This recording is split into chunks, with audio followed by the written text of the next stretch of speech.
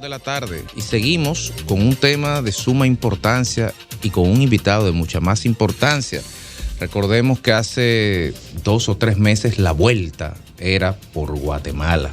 La vuelta de canalizar los deseos aspiracionales de miles de dominicanos de querer buscar un mejor destino fuera del país se estaba dando por Guatemala, por el Darién, por México. Y recordemos que hace apenas un mes el consulado de Guatemala cerró las posibilidades de ir a ese país sin visa. Y de repente, el día de ayer, nuestra directora de pasaporte, doña Digna Reynoso, comunicó en una rueda de prensa que se estaban haciendo los aprestos necesarios para que de aquí al año 2025 los ciudadanos de la República Dominicana pudieran visitar la Unión Europea con un pasaporte biométrico de última generación y que no necesitarían el visado Schengen. Al tenor de esas declaraciones, la embajadora de la Unión Europea, doña Katja Ashford, se pronunció el día de ayer un poco cuestionando la veracidad de las mismas y, digamos, en todas estas situaciones que se están dando, tenemos con nosotros en el día de hoy la presencia de Yatsel Román, quien es el vicepresidente ejecutivo del Centro de Análisis para Políticas Públicas, quien fue viceministro de la República Dominicana de Asuntos Consulares y quien es un experto en Derecho Internacional y en Diplomacia, un amigo de este programa que nos acompaña para hablar sobre el tema. Muchísimas gracias, Yatsel, por estar aquí. Bienvenido. Muchísimas gracias, desde luego, a este programa Sol de la Tarde, pero más que toda la audiencia que nos acompaña. Y vamos a ir por parte para que se pueda entender mejor esto que genera La vuelta va a ser por Europa ahora.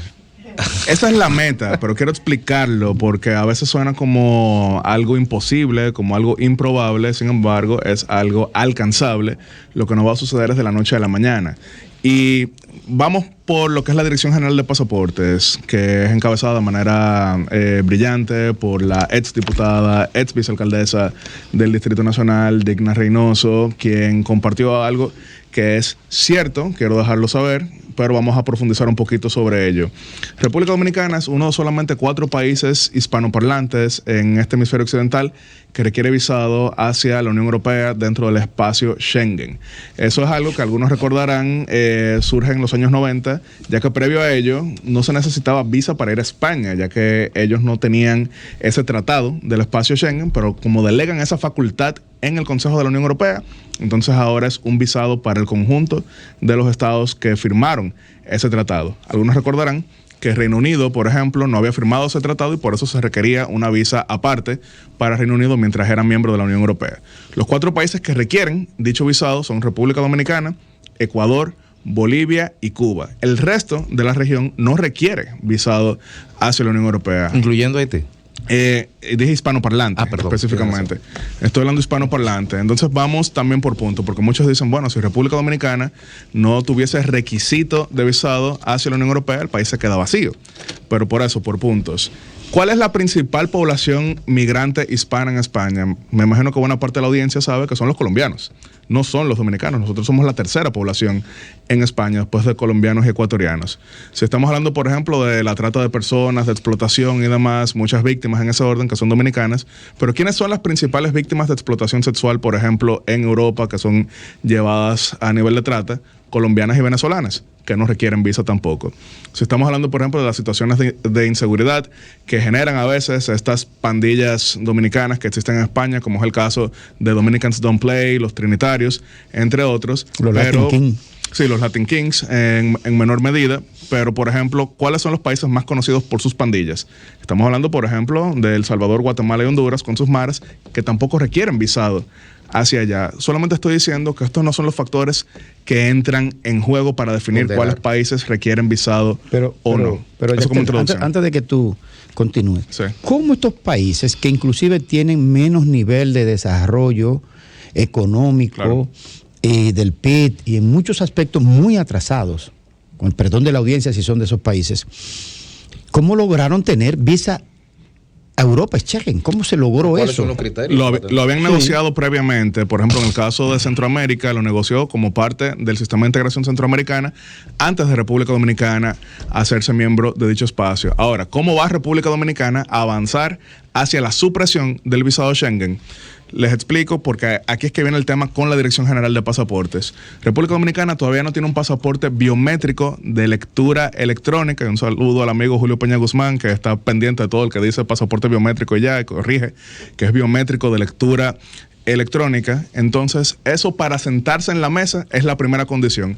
Para tú comenzar a negociar, si quieres, la supresión de visado Schengen, eso pero es el punto de inicio. Espérate, Jackson, porque nosotros le hemos dado muchísimo bombo y platillo de que nuestro pasaporte todavía súper no avanzado y entonces todo eso ha sido fuegos artificiales. No está donde debería.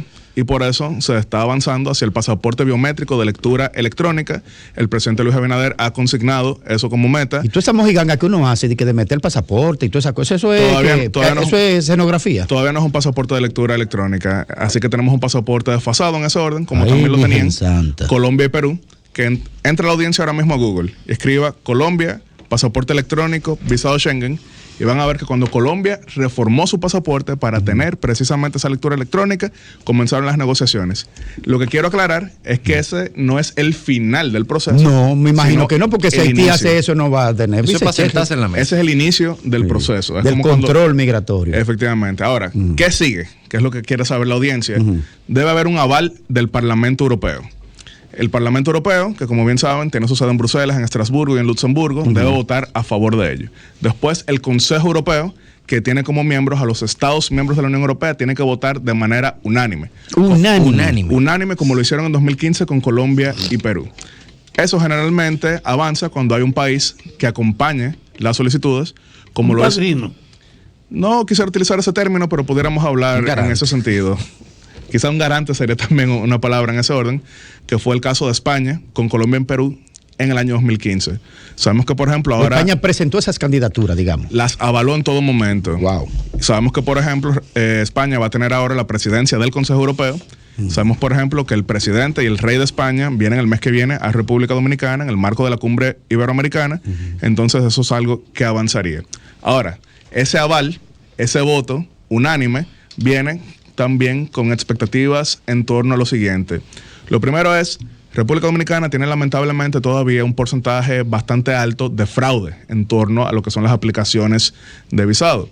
Eso pasa en todas partes del mundo, pero no, lo que tiene que hacer es disminuirlo. Nunca desaparece, en todas partes hay fraude. ¿Cómo qué, por ejemplo? ¿Fraude de qué naturaleza? Falsificación de documentos. Te doy un dato. Sí. Te doy un dato. Yo me llegó la información, producto de unos estudios que yo hacía y que trabajaba en temas de los fondos europeos, que la República Dominicana es el país sede de prueba de cuánto se dura para violentar, alterar un documento norteamericano, un pasaporte. Es decir, cuando emiten un nuevo control de seguridad, según el tiempo que duren aquí para alterarlo, es que le da la media latinoamericana. Este es el laboratorio. O sea, somos referencia en capacidad. Como lo que éramos como de brecha, así más o menos. ¿Sí? Como de brecha. El Departamento de Operaciones Estructuradas. Sí. En el momento. O sea, para que tú veas. Y eso hay que disminuirlo, debe estar por lo menos en un solo dígito. Ahora mismo supera el doble dígito. No supera el 20%, pero supera el 10%. Hay que disminuir también lo que es el porcentaje de sobreestadía. Hay sobreestadía en todas partes del mundo, sin embargo, debe ser siempre por debajo del 7%. También, ¿qué es sobreestadía? Sobreestadía es quedarse. Que es decir, te dan 90 días y tú te quedas. Dura más no, si te queda ya es otro. Es si dura más de lo que. Efectivamente, si vas como turista y te quedas residiendo, eso generalmente... ¿Cuánto es lo tolerable en la sobreestadía? Bueno, te dan una cantidad de días específicos. 90 días a Europa. En la sobre. Depende de la visa, porque por ejemplo, muchas veces a nuestros países que requieren todavía visado Schengen, se les da una visa en primera ocasión que es similar a la duración del seguro médico internacional que se asume. Seguro médico internacional, por ejemplo, perfecto. Y aquí tenemos a un alpinista élite, como lo es nuestro querido amigo. Sí. Un alpinista que va a recorrer. Se llamaba. Sí, bueno. ¿Qué era? El que Lo está que mejor queda. Pasado, el que está en mejor condición física de todos los que estamos aquí No sean sentados. envidiosos, él puede. Y ese no sube ni a la loma del chivo ya. Se envidioso. Ya sé, mencionas. Pero sí quería mencionar el tema del seguro médico. Generalmente se requiere ese seguro médico porque así tú vas a Europa y te rompes una pierna, Dios te libre, recorriendo lo que es Europa, y entonces así el contribuyente europeo no gasta en la salud pública hacia ti.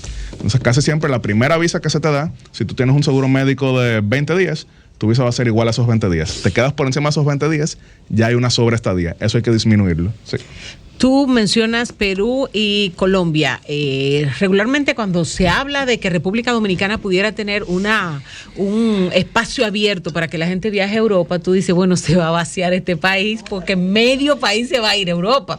Es lo que pensamos. ¿Ustedes conocen la experiencia de esos países de que en el momento en que ya tienen la puerta abierta para ir sin visa, se ha ido mucha gente? Por eso iba hacia el último punto, que es entonces también fortalecer el sistema de depuración e inteligencia. Como ustedes bien saben, tener derecho a viajar sin visa a un país no quiere decir que tienes derecho a ingresar en ese país. ¿Para qué carajo sirve eso? Eso entonces? te permite llegar al puerto de entrada, pero la gente de migración es soberano decir usted no entra, incluso con visa. Tú teniendo una visa americana. Sí, el oficial que te recibe puede devolverte de ahí. Decir, no, aquí no entras. Igual que aquí a República Dominicana, perfectamente los agentes de migración estuvieron a punto de hacérmelo. Sí, pero en ese caso se haría algo masivo.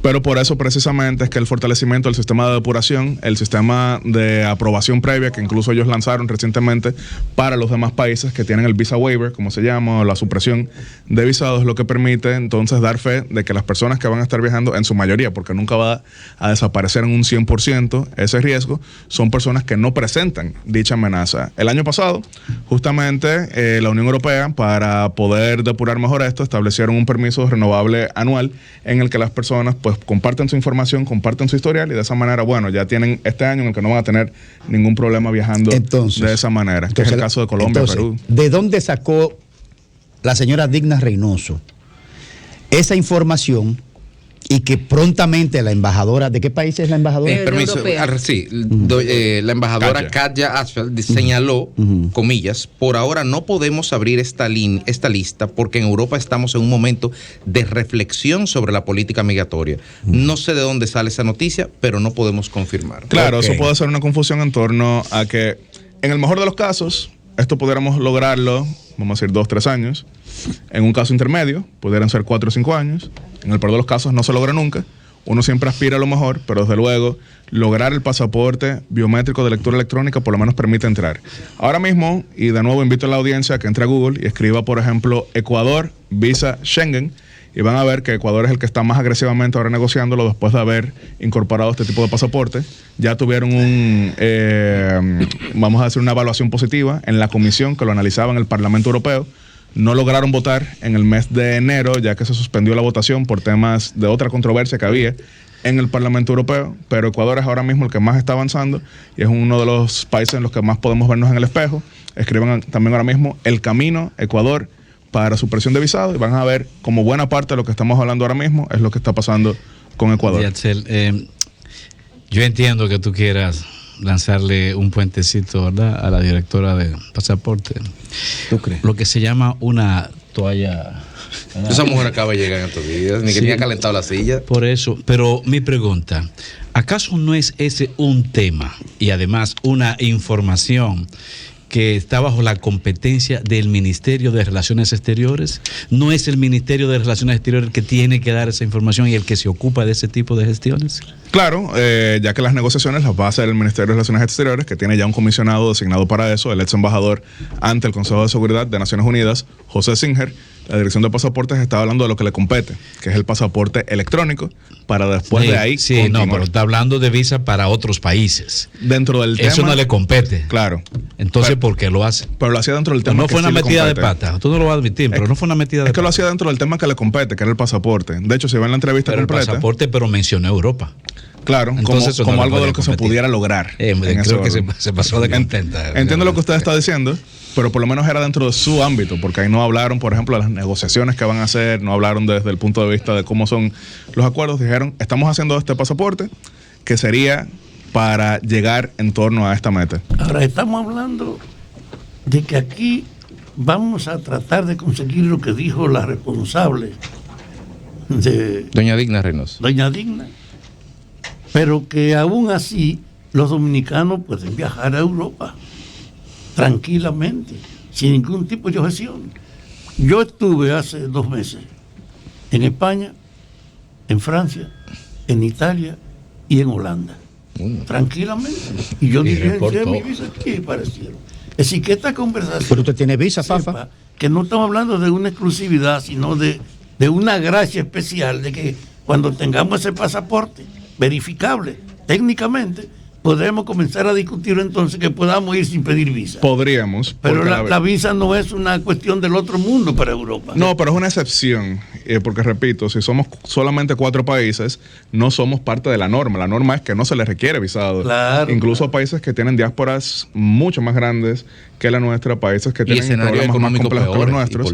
Pero es una vergüenza para los dominicanos de que no tener la entrada en Europa. Pero algo que desconocía, y tú lo acabas de señalar, es una vergüenza, Fafa, pero el primer eslabón de la vergüenza es responsabilidad del Estado dominicano, que es dotar a sus ciudadanos de un pasaporte con unas condiciones biométricas, la primera debilidad determinadas. Yo desconocía eso, ahora te pregunto, pero es tan difícil, qué tan complicado es, qué tan costoso, cuánto tiempo puede durar ese proceso para poder, a priori, dotar a los ciudadanos dominicanos de ese pasaporte, que nos sirve para todos los países, evidentemente. Claro, es un proceso que cuesta, conlleva licitaciones. No es tan simple como mandar imprimir una libreta. Nosotros tenemos la competencia. Mira, necesito esto, manda imprimir 10 millones.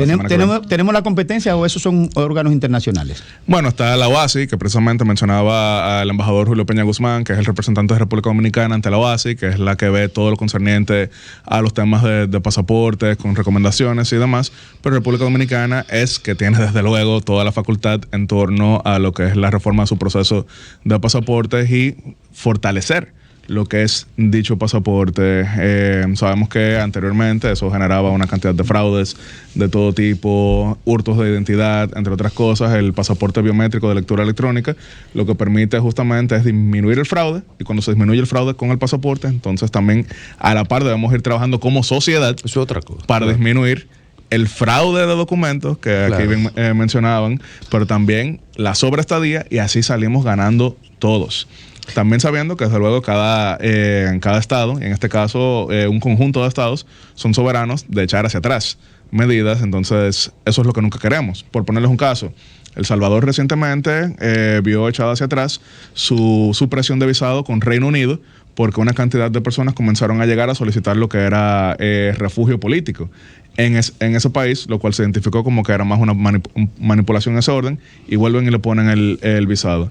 En el caso de Costa Rica, que había tenido una de las políticas más generosas de refugio y asilo en toda la región, cuando de repente ellos ven que pasó de 900 solicitudes de refugio en el año 2008 de los nicas, principalmente nicas, pero sorprendentemente muchos dominicanos, que es lo que voy a mencionar ahora. Es una trampa.